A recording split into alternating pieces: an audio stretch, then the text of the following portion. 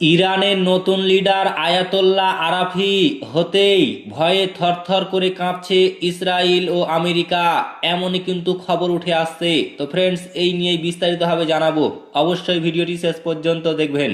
তার আগে আপনাদের কাছে ছোট্ট একটি রিকোয়েস্ট করছি, আপনি যদি আমাদের এই চ্যানেলটিকে এখনো পর্যন্ত সাবস্ক্রাইব করে না থাকেন, তবে এইরকমই নতুন নতুন ভিডিও সবার আগে দেখার জন্য অবশ্যই সাবস্ক্রাইব করে নেবেন।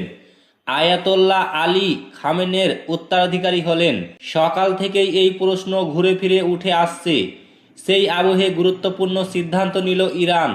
পাকাপাকিভাবে আয়াতোল্লাহ খামেনের উত্তরাধিকারী নিযুক্ত করার আগে দেশের অন্তর্বর্তী সর্বোচ্চ শাসকের দায়িত্ব দেওয়া হলো আয়াতোল্লাহ আরাফিকে।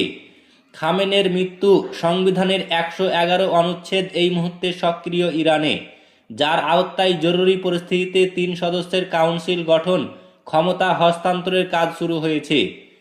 আয়াতোল্লাহ আরাফির পুরো নাম আয়াতোল্লাহ আলীরেজা আরাফি, জন্ম 1959 সালে।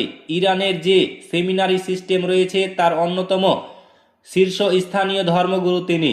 গার্ডিয়ান কাউন্সিল এবং অ্যাসেম্বলি অব এক্সপার্টসের সদস্যও।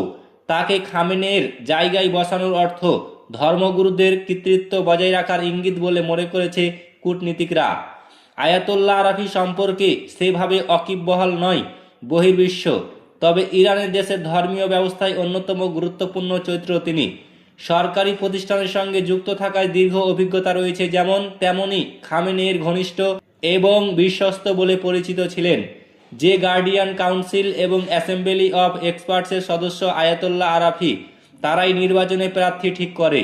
দেশের সংসদে আইন পাস করাতেও গুরুত্বপূর্ণ ভূমিকা তাদের রয়েছে।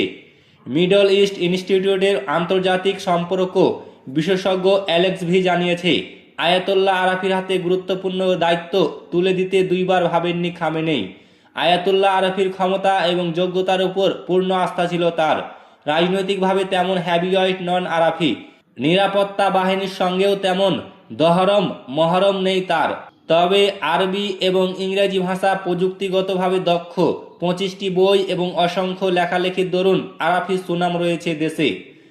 ইরানের সংবিধানের কাঠামো অনুযায়ী অন্তর্বর্তী কাউন্সিলে থাকেন প্রধান বিচারপতি গোলাম হোসেন মহসেনি এজেই, প্রেসিডেন্ট মাসুদ পেজেক্সকিয়ান এবং গার্ডিয়ান কাউন্সিলের প্রধান ধর্মগুরু। খামেনের মৃত্যু ইরান ক্ষমতায় যে হস্তান্তর ঘটতে চলেছে তা নেতৃত্ব দেবে ওই কাউন্সিল। এখনও প্রাপ্ত খবর পাওয়া অনুযায়ী পাকাপাকিভাবে খামেনের উত্তরাধিকারী নিযুক্ত না হওয়া পর্যন্ত দায়িত্ব সামলাবেন আয়াতোল্লাহ আরাফি। তো ফ্রেন্ডস, এই ছিল আজকের বিগ ব্রেকিং নিউজ। ভিডিওটি ভালো লাইক করবেন, শেয়ার করবেন এবং চ্যানেলটিকে অতি অবশ্যই সাবস্ক্রাইব করবেন।